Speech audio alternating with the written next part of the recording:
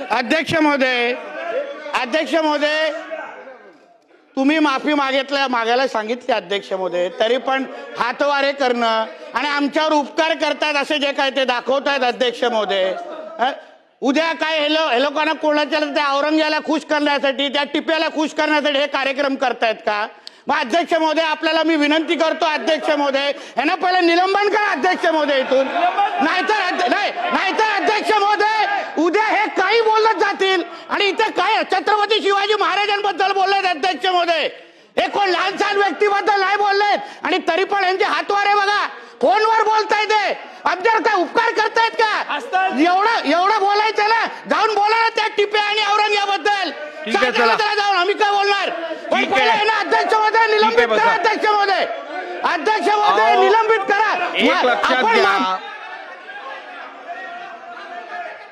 अध्यक्ष महोदय, हे असं हे काय प्रकार आहे अध्यक्ष महोदय?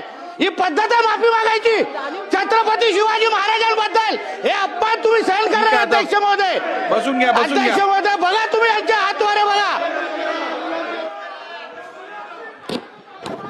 एक लक्षात घ्या, या सभागृहात एखाद्या विषयावरती मी निर्देश दिल्यानंतर, त्या निर्देशाचं पालन झाल्यानंतर त्यांनी दिलगिरी व्यक्त केलेली आहे, त्यांनी सभागृहाची माफी मागितलेली आहे, त्यांनी म्हटलेलं जे आहे ते मी रेकॉर्डवरनं काढून टाकलेलं आहे।